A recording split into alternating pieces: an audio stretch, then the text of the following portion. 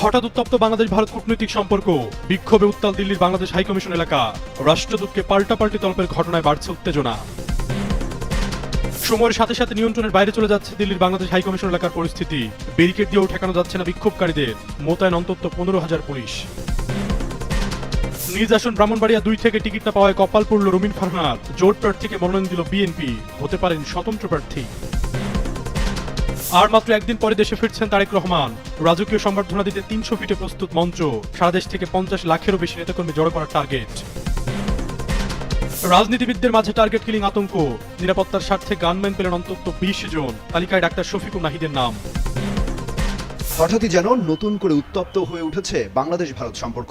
চলছে পাল্টাপাল্টি হাইকমিশন তলবের মতো ঘটনা। এর মধ্যে উত্তাল হয়ে উঠেছে দিল্লিতে অবস্থিত বাংলাদেশ হাইকমিশন এলাকা।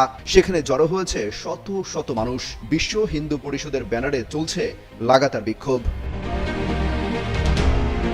মূলত ময়মনসিংহে এক হিন্দু যুবককে নির্মমভাবে হত্যা করা হয়েছে সেই তথ্য ছড়িয়ে বিক্ষোভে আনা হয় শত শত মানুষকে। মঙ্গলবার সকালে তারা দিল্লির বাংলাদেশ হাইকমিশনের সামনে জড়ো হয়। ভিডিও ফুটেজে দেখা যায় নিরাপত্তা ব্যারিকেড ভেঙে ভেতরে ঢুকে পড়ার চেষ্টা করছে বিক্ষুব্ধ জনতা। তাদের ঠেকাতে বাড়ানো হয়েছে ব্যাপক নিরাপত্তা ব্যবস্থা। ভারতীয় গণমাধ্যম এনডিটিভি বলছে, বিশ্ব হিন্দু পরিষদ ও বজরং দলের নেতৃত্বে এই বিক্ষোভে বাংলাদেশে হিন্দুদের উপর নিপীড়ন ও ধর্মীয় স্থাপনায় হামলার অভিযোগ তোলা হয়। ওই বিক্ষোভ থেকে ময়মনসিংহে যুবক হত্যার বিচারের দাবি করা হয়। সেই সাথে ডক্টর মোহাম্মদ ইউনূসের পুষ্পোত্তলিকা দাহ করা হয়। পরিস্থিতি নিয়ন্ত্রণে আনতে কূটনৈতিক এলাকা থেকে কয়েকজন বিক্ষোভকারীকে আটকও করা হয়। এছাড়া বিভিন্ন সড়কে নিরাপত্তা চৌকি বসানো হয়েছে, মোতায়েন করা হয়েছে অতিরিক্ত পুলিশ। এর আগে সোমবার শিলিগুড়িতে বাংলাদেশ ভিসা সেন্টারে ভাঙচুর এবং 20 ডিসেম্বর নয়াদিল্লিতে বাংলাদেশ হাইকমিশনের সামনে বিক্ষোভের ঘটনা ঘটে। এরপর বাংলাদেশ হাইকমিশনের ভিসা কার্যক্রম বন্ধ করে দেওয়া হয়। এর আগে 17 ডিসেম্বর রাজধানীর ঢাকায় ভারতীয় দূতাবাস অভিমুখে জুলাই ঐক্য নামের একটি প্ল্যাটফর্মের মিছিল হয়। এছাড়া ওসমান হাদির মৃত্যুর দিন ঢাকায় ভারতীয় হাইকমিশন এলাকায় ব্যাপক বিক্ষোভ করা হয়। মূলত হাদির হামলাকারী ভারতে অবস্থান করায় ক্ষোভ জানানো হয়। অমিত হাসান রবিন, যুগান্তর নিউজ। ত্রয়োদশ জাতীয় সংসদ নির্বাচন সামনে রেখে প্রথম দফায় 237 আসনে প্রার্থী ঘোষণা করে বিএনপি। তখন ফাঁকা রাখা হয় সাবেক সংসদ সদস্য ও দলের আন্তর্জাতিক বিষয়ক সহ সম্পাদক রুমিন ফারহানার ব্রাহ্মণবাড়িয়া 2 আসন। এরপর দ্বিতীয় দফায় আরও 35 আসনে প্রার্থী ঘোষণা করলেও আলোর মুখ দেখেননি বিএনপির এই নেত্রী। ধারণা করা হচ্ছিল শেষ ধাপে ঘোষণা হতে পারে তার নাম, তবে অবশেষে খালি হাতেই ফিরতে হলো রুমিন ফারহানাকে। ধর্মভিত্তিক রাজনৈতিক দল জমিয়াতে উলামা ইসলামের সাথে এরই মধ্যে 4টি আসন সমঝোতা করেছে বিএনপি। এর মধ্যে রয়েছে রুমিন ফারহানার ব্রাহ্মণবাড়িয়া 2 আসনও। মঙ্গলবার দুপুরে গুলশানে বিএনপির চেয়ারপারসনের কার্যালয়ে এক যৌথ সংবাদ সম্মেলনে এর সমঝোতার ঘোষণা দেওয়া হয়। সংবাদ সম্মেলনে বিএনপির মহাসচিব মির্জা ফখরুল ইসলাম আলমগীর জানান, জমিয়তের সঙ্গে নির্বাচনী সমঝোতার ভিত্তিতে 4টি আসনে বিএনপি প্রার্থী দেবে না। এসব আসনগুলোর মধ্যে রয়েছে নীলফামারী 1 থেকে মঞ্জুরুল ইসলাম আফেন্দি, নারায়ণগঞ্জ 4 আসনে মনির হোসেন কাশেমি, সিলেট 5 আসন থেকে আমির ওবায়দুল্লাহ ফারুক এবং ব্রাহ্মণবাড়িয়া 2 আসন থেকে জুনায়েদ আল হাবিব। বিএনপির কেন্দ্রীয় সিদ্ধান্ত অনুযায়ী এসব আসনে বিএনপি কোনো প্রার্থী দেবে না। এখানে কেউ স্বতন্ত্র প্রার্থী হলে দল ব্যবস্থা নেবে। এ সময় বিএনপির স্থায়ী কমিটির সদস্য সালাউদ্দিন আহমেদ বলেন, জমিয়তের সঙ্গে নির্বাচনী সমঝোতা করেছে বিএনপি। পরস্পরের আসনে প্রার্থী দেবে না বিএনপি ও জমিয়ত। যেসব আসনে তাদের সঙ্গে সমঝোতা হয়েছে সেখানে বিএনপির প্রার্থী থাকবে না। একইভাবে সারা বাংলাদেশে অন্যান্য আসনে জমিয়তের কোনো প্রার্থী থাকবে না। তবে দলীয় মনোনয়ন না পেলেও এই আসনে স্বতন্ত্র হয়ে লড়ার ঘোষণা দিয়েছেন ব্যারিস্টার রুমিন ফারহানা। গত শুক্রবার বিকেলে ব্রাহ্মণবাড়িয়ার সরাইল উপজেলার পানিশ্বর ইউনিয়নের বিটঘর বাজারে বিএনপির চেয়ারপারসন খালেদা জিয়ার রোগ মুক্তির কামনায় দোয়া এবং মত বিনিময় সভায় প্রধান অতিথির বক্তব্যে রুমিন ফারহানা একথা জানান। এরপর থেকে গুঞ্জন ওঠে দলীয় মনোনয়ন না পেলেও তিনি স্বতন্ত্র হয়ে লড়বেন। তামজিদ মির্জা, যুগান্তর নিউজ। নির্বাচন সামনে রেখে আসন সমঝোতা নিয়ে শরীকদের সঙ্গে এর মধ্যে শেষ হয়েছে বিএনপির আনুষ্ঠানিক আলোচনা। 2 দিনের মধ্যে অথবা বিএনপির ভারপ্রাপ্ত চেয়ারম্যান তারেক রহমান আগামী 25 ডিসেম্বর দেশে ফেরার পরই মিত্রদের কে কোন আসনে নির্বাচন করবেন তা ঘোষণা করা হবে। তবে সংশোধিত আরপিও এবং প্রতিদ্বন্দ্বী দলের প্রার্থী বিবেচনায় নির্বাচনের শরীকদের বিজয় নিশ্চিতে বিশেষ কৌশল গ্রহণ করেছে বিএনপি। এর অংশ হিসেবেই ফ্যাসিবাদ বিরোধী যুগপৎ আন্দোলনের অনিবন্ধিত মিত্র দল ও জোটের শীর্ষ নেতা যাদের বিএনপি মনোনয়ন দেওয়ার সিদ্ধান্ত নিয়েছে তাদের দলে যোগদান করিয়ে ধানের শীষ নিশ্চিত করা হচ্ছে। সেই অনুযায়ী এর মধ্যে যুগপৎ আন্দোলনের শরীকদের মধ্যে অন্তত 2টি দল বিএনপিতে যোগদান করে নিজেদের মনোনয়ন নিশ্চিত করেছে। এর মধ্যে গত 8 ডিসেম্বর নিজ দল বাংলাদেশ এলডিপি বিলুপ্ত করে বিএনপিতে যোগদান করেন শাহাদাত হোসেন সেলিম, তাকে লক্ষ্মীপুর 1 আসনে ধানের শীর্ষের মনোনয়ন নিশ্চিত করেছে বিএনপি। এছাড়া গতকাল নিজের দল বিলুপ্ত করে নেতাকর্মীদের নিয়ে বিএনপিতে যোগ দিয়েছেন বাংলাদেশ জাতীয় দলের চেয়ারম্যান সৈয়দ এহসানুল হুদা। আসন্ন নির্বাচনে কিশোরগঞ্জ 5 আসনে ধানের শীষ প্রতীক নিয়ে নির্বাচনে অংশ নেবেন তিনি। অন্যদিকে নিবন্ধিত দলগুলোর শীর্ষ নেতারা যাদের জাতীয় পর্যায়ে পরিচিতি রয়েছে তাদের আসনও অনেকটা নিশ্চিত। আসন সমঝোতা নিয়ে বিএনপি মহাসচিব মির্জা ফখরুল ইসলাম আলমগীর গণমাধ্যমকে বলেন, আসন্ন নির্বাচনে আসন সমঝোতা নিয়ে শহীদদের সঙ্গে এরই মধ্যে আলোচনা হয়েছে।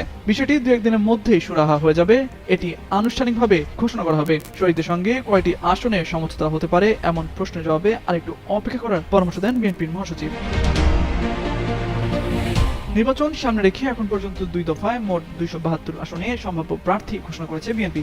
এর ফলে ফাঁকা রয়েছে আর 28 আসন। বিএনপি থেকে বলা হয়েছে এই ফাঁকা আসনগুলোতে মূলত শরিকরাই নির্বাচন করবেন। অবশ্য জোট নেতাদের অভিযোগ, বিএনপির চাওয়া অনুযায়ী দল ও জোটের প্রার্থী তালিকা জমা দিলেও কোনো আলোচনা ছাড়াই একতরফাভাবে প্রার্থিতা ঘোষণা করা হয়েছে।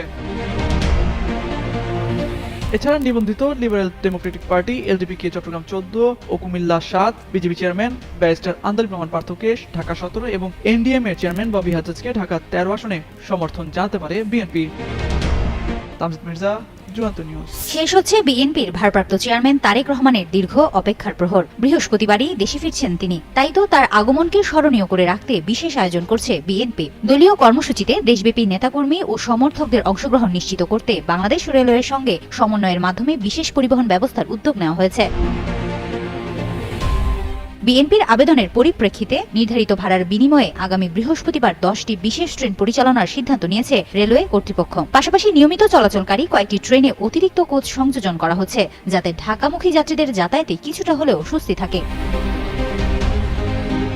রেলপথ মন্ত্রণালয়ের পাঠানো সংবাদ বিজ্ঞপ্তিতে জানানো হয়, এসব বিশেষ ট্রেন পরিচালনার মাধ্যমে রেলওয়ে প্রায় 36 লাখ টাকা ভাড়া পাবে। রাজধানীর 300 ফুট সড়কেও সংবর্ধনার আয়োজন করেছে দলটি, যেখানে বিপুল জনসমাগমের লক্ষ্যে এই পরিবহন ব্যবস্থা। রেলওয়ের সূত্র অনুযায়ী শুরুতে 11টি বিশেষ ট্রেনের আবেদন করা হলেও ইঞ্জিন সংকটের কারণে 10টি ট্রেন বরাদ্দ দেওয়া সম্ভব হয়েছে। এর পাশাপাশি আরও 17টি অতিরিক্ত কোচ বিভিন্ন ট্রেনে যুক্ত করা হচ্ছে। কক্সবাজার, খুলনা, রাজশাহী, যশোর, পঞ্চগড়, জামালপুর, ময়মনসিংহ, টাঙ্গাইল, ভৈরব বাজার, নরসিংদী, চাটমোহর ও জয়দেবপুর সহ বিভিন্ন রুট থেকে এসব ট্রেন ঢাকায় আসবে। কর্মসূচি শেষে আবার নিজ নিজ গন্তব্যে ফিরে যাবে।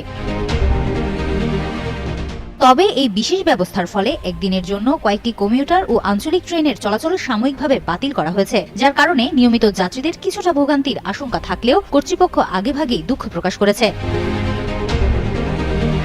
রেলপথ মন্ত্রণালয়ের উপদেষ্টা মোহাম্মদ ফাউজুল কবির খান জানিয়েছেন, ইঞ্জিন ও কোচের সংকট থাকা সত্ত্বেও বিএনপির আবেদনের পরিপ্রেক্ষিতে তাদের কর্মসূচিকে ঘিরে বিশেষ ব্যবস্থা নেওয়া হয়েছে।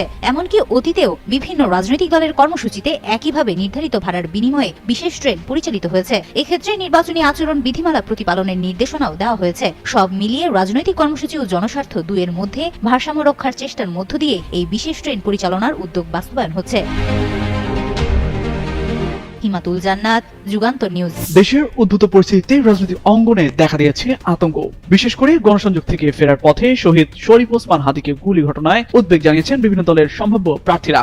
এমন পরিস্থিতিতে আইন শৃঙ্খলা বজায় রাখতে তৎপর রয়েছে প্রশাসন। এছাড়া নড়ে চড়ে বসেছে অন্তর্বর্তী সরকারও। জুলাই গণঅভ্যুত্থানের নেতাকর্মী, সমন্বয়ক, রাজনৈতিক দলের শীর্ষ নেতা ও আসন্ন জাতীয় সংসদ নির্বাচনের সম্ভাব্য প্রার্থীদের ব্যক্তিগত নিরাপত্তা নিশ্চিতে গানম্যান ও অস্ত্রের লাইসেন্স দেওয়ার উদ্যোগ নিয়েছে সরকার। এরই অংশ হিসেবে ইতিমধ্যে গুরুত্বপূর্ণ 20 জনকে গানম্যান দেওয়া হয়েছে। পুলিশ সূত্রে জানা গেছে বেশ কয়েকজন রাজনৈতিক ও সংসদ সদস্য প্রার্থী গানম্যান ও অস্ত্রের লাইসেন্স চেয়ে আবেদন করেছেন। এই তালিকা রয়েছেন জামায়াত ইসলামীর আমির ডক্টর শফিকুর রহমান, বাংলাদেশ জাতীয় পার্টির প্রধান barrister Andaleeb Rahman Partha, liberal Democratic পার্টির সভাপতি অবসরপ্রাপ্ত কর্নেল অলি আহমেদ, জাতীয় পার্টির চেয়ারম্যান ও সাবেক মন্ত্রী আনোয়ার হোসেন মঞ্জু এবং এবি পার্টির ব্যারিস্টার ফুয়াদ সহ একাধিক নেতাকে গানম্যান দেওয়ার প্রক্রিয়া চূড়ান্ত পর্যায়ে রয়েছে। সূত্র জানায়, জুলাই আন্দোলনের সম্মুখ সারির কয়েকজন যোদ্ধা, সমন্বয়ক এবং ফ্যাসিবাদ বিরোধী আন্দোলনে সক্রিয় রাজনীতিকরা দীর্ঘদিন ধরে প্রাণনাশের হুমকির মুখে রয়েছেন। গোয়েন্দা সংস্থার একাধিক প্রতিবেদনে নির্বাচন সামনে রেখে আইন শৃঙ্খলা পরিস্থিতি অস্থিতিশীল করার ষড়যন্ত্রের তথ্য সরকারকে অবহিত করা হয়েছে। সোমবার দুপুরে সচিবালয়ে আইন শৃঙ্খলা সংক্রান্ত কমিটির বৈঠক শেষে গানম্যান দেওয়ার বিষয়টি জানান স্বরাষ্ট্র উপদেষ্টা মোহাম্মদ জাহাঙ্গীর আলম চৌধুরী। আর স্বরাষ্ট্র মন্ত্রণালয়ের সূত্র জানায়, এখন পর্যন্ত লিখিতভাবে 12 জন গানম্যান ও নিরাপত্তা চেয়ে আবেদন করেছেন। 2-1 দিনের মধ্যেই এ বিষয়ে বৈঠক করে চূড়ান্ত সিদ্ধান্ত নেওয়া হবে। পুলিশের আইজি বাহুল আলম যুগান্তরকে বলেন, যারা বেশি নিরাপত্তা ঝুঁকিতে রয়েছেন তাদের একজন অস্ত্রধারী রক্ষী দেওয়া হয়েছে, যারা কম ঝুঁকিতে আছেন তাদের কিছু পরামর্শ দেওয়া হয়েছে যে কিভাবে চলাফেরা করবেন, কোন সময় কাকে কখন কি জানাতে হবে সেগুলো তাদেরকে বলা হয়েছে। সব বিষয়ে বলা যাবে না, এসবির অতিরিক্ত আইজিপি তা দেখছেন বলেও জানান তিনি। তামজিদ মির্জা, যুগান্তর নিউজ।